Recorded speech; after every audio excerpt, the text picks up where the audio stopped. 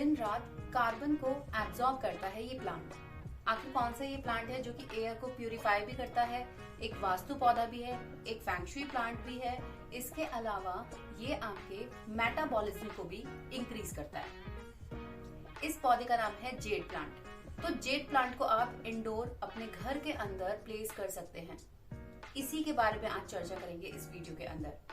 अभी तक आपने गार्डन गपशप को सब्सक्राइब नहीं किया है, जल्दी से सब्सक्राइब कर लीजिएगा, बेल आइकन को प्रेस कर दीजिएगा ऐसे ही इंटरेस्टिंग इंफॉर्मेशन के लिए।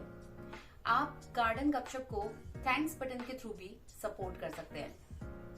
अब बात कर लेते हैं जेड प्लांट की।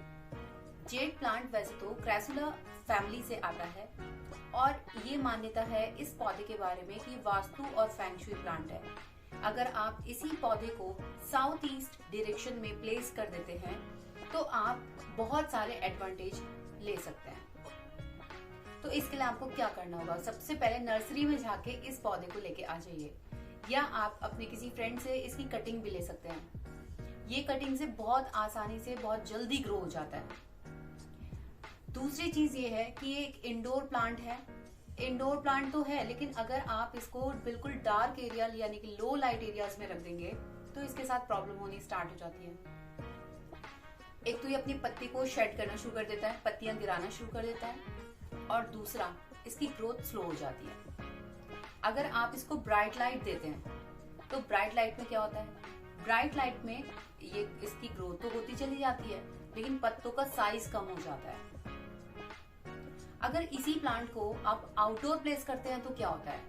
इसको ताजी हवा मिलती है, उसके अलावा इसको सनलाइट मिलती है, जिसकी वजह से अपनी ग्रोथ को बढ़ाता है। यहाँ तक कि 3 से 8 मीटर तक ये पौधा बढ़ जाता है। और एक चीज और है, इसके साथ आप किसी भी मिट्टी के साथ इसको ग्रो कर सकते हैं। सिर्फ ओवर वाटरिंग आपको अवॉइड करनी पड़ेगी। इसकी जो आप पत्तियां देख रहे हैं, इतनी मोटी मोटी सी जो पत्तियां, इसके अंदर सैप इकट्ठा हो रखा है। इसका मतलब ये है, अगर हम इसे 1 महीने भी प्लांट को पानी नहीं देंगे तो ये ऑटोमेटिकली उस सैप को एब्जॉर्ब कर लेगा। तो पानी आपको तभी देना है जब मिट्टी बिल्कुल सूख जाए। ये तो मैं अपने हर वीडियो में बोलती हूँ। इसके अलावा फर्टिलाइज की अगर हम बात करें तो ये पौधा फर्टिलाइज अगर आप कर रहे हैं तो 1 महीने में एक बार फर्टिलाइज करेंगे तो सफिशिएंट है। बस ध्यान रखिएगा जब भी फर्टिलाइज करें तो एक बैलेंस्ड डाइट के साथ करें। नेक्स्ट ये है कि ये एक वास्तु प्लांट है, फेंगशुई प्लांट है, तो आप इसको साउथ ईस्ट डायरेक्शन में रखिएगा।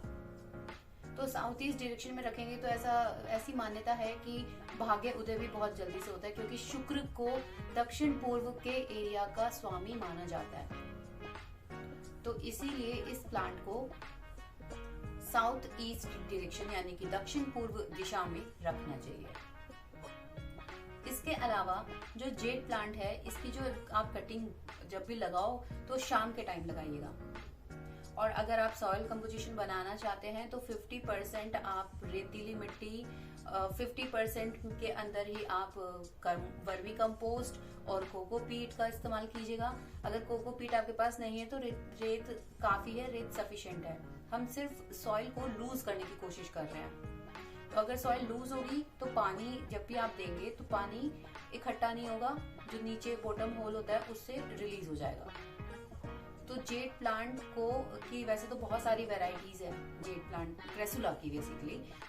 तो इसको हम मनी ट्री भी बोलते हैं, इसलिए क्योंकि ये चुंबक की तरीके से, मैग्नेट की तरीके से जो धन होता है, जो मनी होती है, उसको खींचता है। तो काफी घरों में इसको इसलिए भी लगाया जाता है। आपका क्या मानना है इस प्लांट के बारे में? मेरे को जरूर बताइएगा कमेंट करके। गार्डन गपशप को सब्सक्राइब कीजिएगा, बेल आइकन को प्रेस कर दीजिएगा ऐसे ही interesting information. Thank you so much for watching my video.